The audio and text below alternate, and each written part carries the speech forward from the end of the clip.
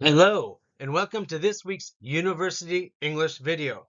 This week, we'll be talking about personal geography. 개인적인 지리.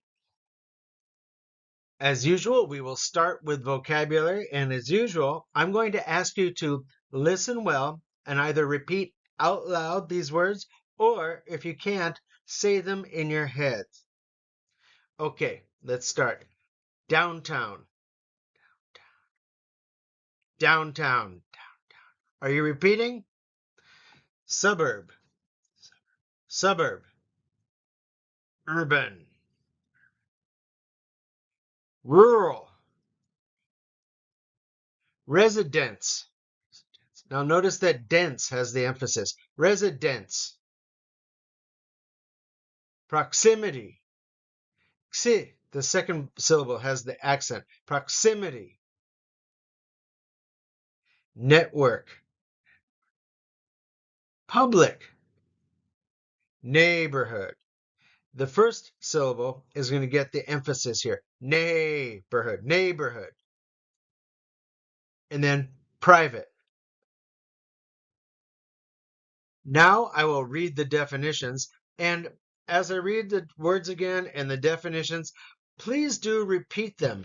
I think it's very helpful for you to get used to saying these words, and if you say them just like me, you'll be saying them well. Okay, let's start. Downtown. Central businesses and cultural district of a city. Suburb. Residential area outside the city center. Urban. Related to cities and town life. So anything about cities would be urban. The opposite would be rural. Rural. Related to countryside and rural life. Residence. An area surrounding a place where people live. Area surrounding a place where people live. Proximity. Proximity. Nearness in space or relationship. Network. System of interconnected people or things. System of interconnected people or things. Public. Open and accessible place or setting to anyone. It's an open and accessible place to setting to anyone. Neighborhood. Neighborhood. District or community within a town or city. Private. Restricted or limited access to area or property. And now for some more definitions. And again, please do repeat after me. Hometown. Pretty even, but the second syllable is town. I think it's more of an emphasis. Hometown. Landmark. And that one is the first syllable. Landmark. Attractions.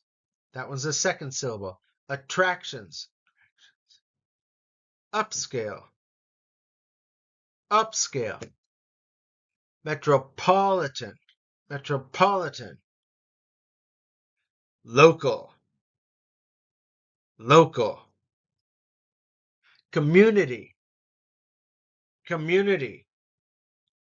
Terrain. Terrain. Amenities. Amenities. Theme park. Theme park.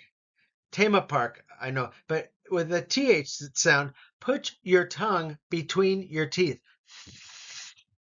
Theme park. Well done. And now here are some definitions. Again, please do say the sentences after I say them. Hometown. Place of birth or strong family ties. Landmark. Recognizable feature for navigation. Attractions, places of interest or pleasure for visitors.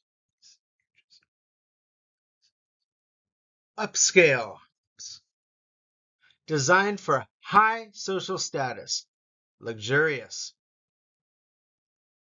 Metropolitan, related to a large city and suburbs.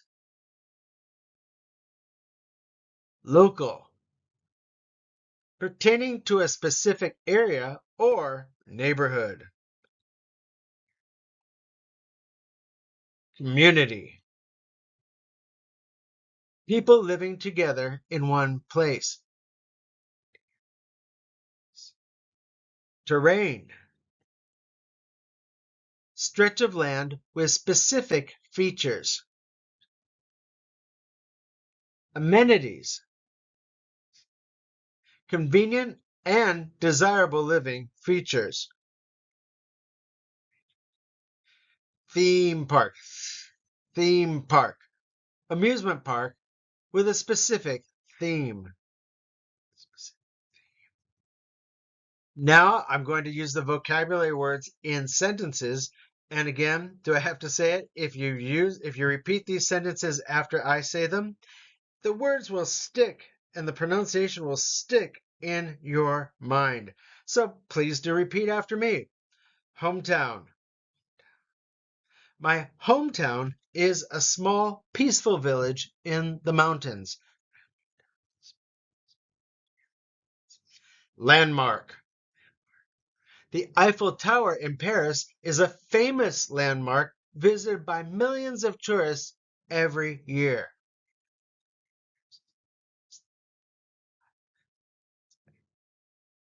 Attractions. Our neighborhood has several attractions, including parks, museums, and restaurants.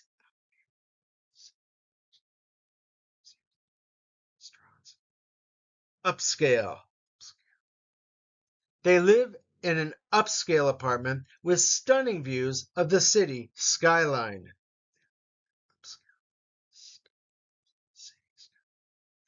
Metropolitan.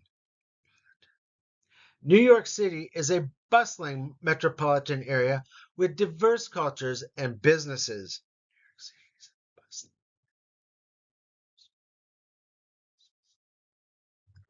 Local. We support local businesses by shopping at the nearby farmers market.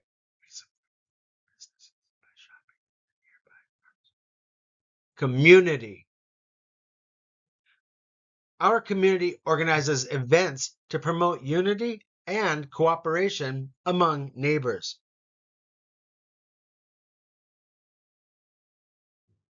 Terrain. The terrain in the national park varies from lush forests to rugged mountains. Amenities. The apartment complex offers various amenities such as a gym, swimming pool, and clubhouse.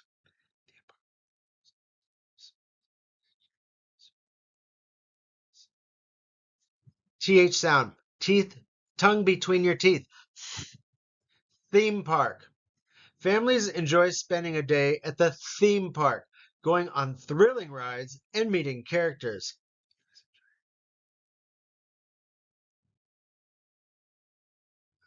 Downtown. Downtown is vibrant with shops, theaters, and restaurants, making it a lively part of the city.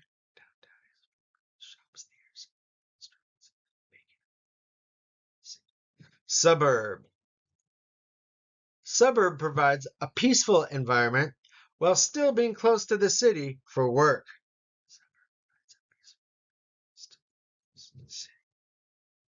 Urban.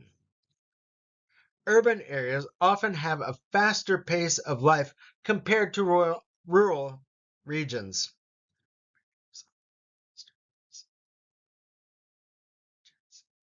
Rural.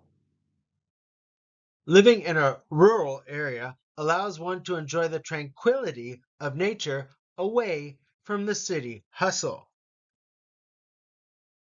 Enjoy the tranquility of nature away from the city hustle. Residence. Their new residence is a cozy apartment in a quiet neighborhood.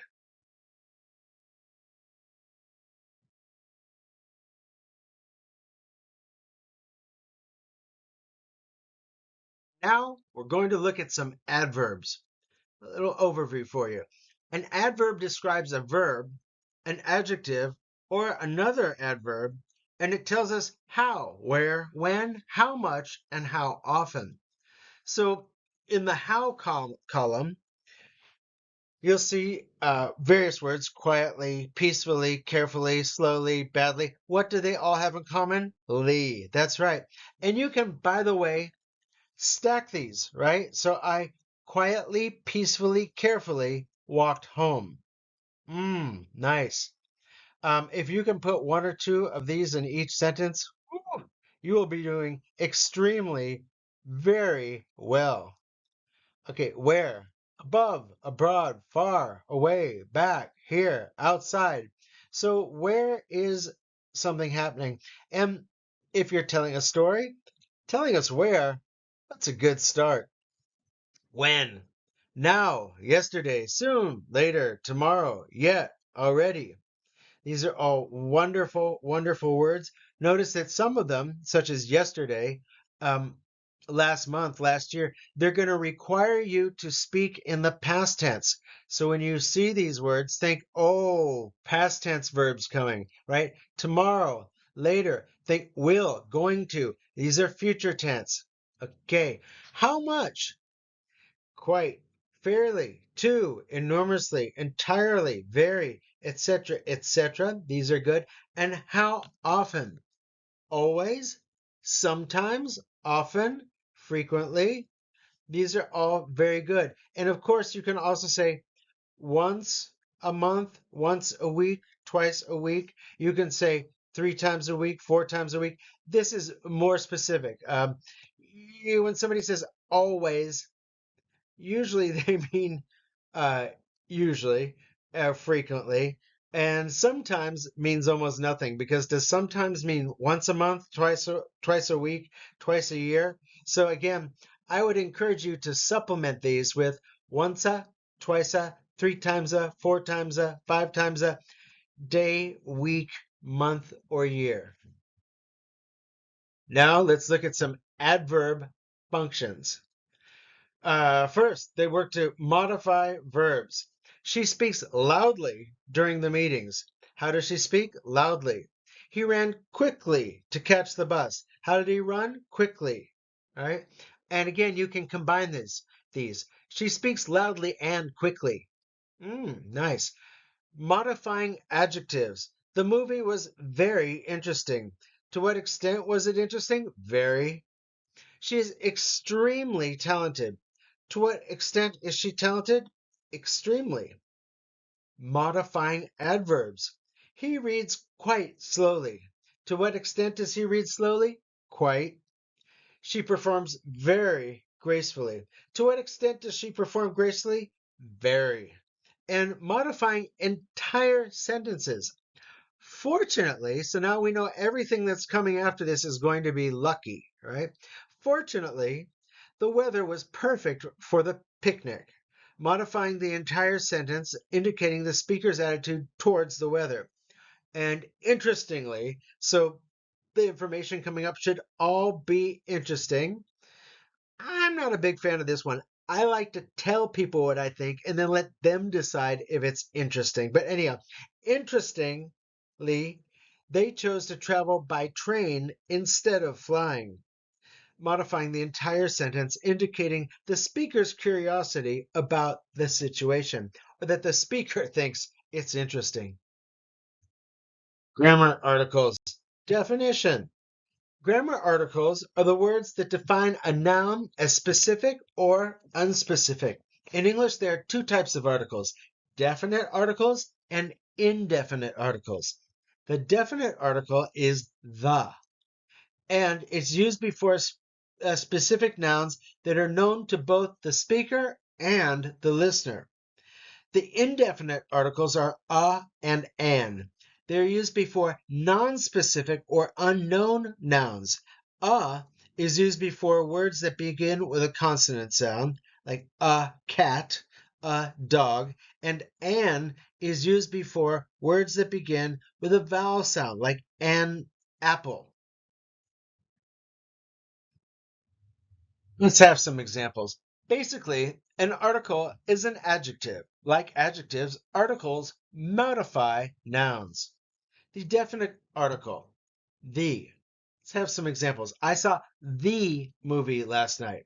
It's a specific movie known to both the speaker and the listener. We know about the movie, so we say the movie. She is reading the book I recommended. Since I recommended the book and she's reading, we both know about the book, the specific book previously mentioned or known to both parties. Now for indefinite article examples. He wants to buy a car. See, not any car, not a specific one, a car. And notice c, right? So So we're not going to have an, it's going to be a car. She found an interesting video online. And interesting, again, does not start with a pachim, does not start with a consonant. So it's an. Any interesting video, not a specific one. We don't know what she's talking about yet. She found an interesting video online. Now, there are some exceptions in using a and an. It depends on the sound that begins the next word. So here goes. Is a single noun beginning with a consonant, a boy, a car, a bike, a zoo, a dog, right? Consonant, pachim. An, singular noun beginning with a vowel, an elephant, an egg, an apple, an egg again. But again, it starts with a vowel, so you're going to use an.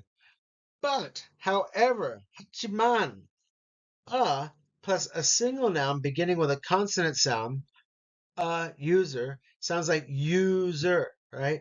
It begins with a consonant Y sound. So it is used. A university, a unicycle, right? So you're just trying to make the article and the noun differentiated. And if they're already differentiated by something that sounds like a consonant, you, then you don't really need the N. But if it's egg, you want to differentiate an egg, or it's gonna be egg, right? So an egg. Okay, an plus noun starting with a silent H, an hour. And again, if you said hour, they're not differential. You can't tell them apart, right? So really, what you're just trying to do is make it sound like two different words. So an hour. In some cases where H is pronounced, such as historical, you can use an. However, A is more commonly used and preferred. Um, Again, that one is up to your judgment. Why? Because probably, depending on how well you pronounce the H, people will be able to tell the difference between and historical. Okay, and now we're going to do this week's reading. As usual, I'm going to invite you to repeat what I say after I say it.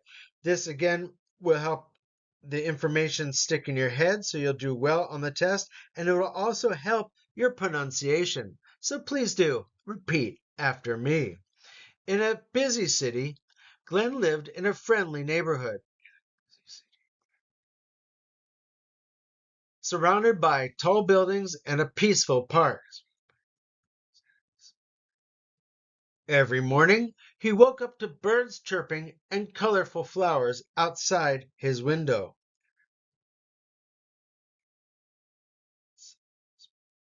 The area was diverse, and everyone knew each other.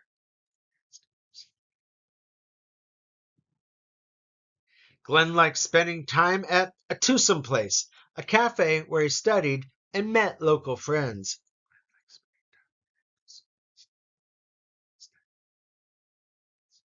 Nearby, there was a lively market with fresh fruits and delicious street food.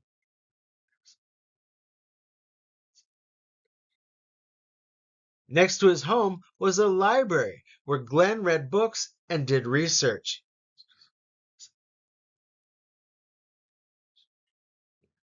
Throughout the year, the neighborhood changed with the season, showing off nature's beauty.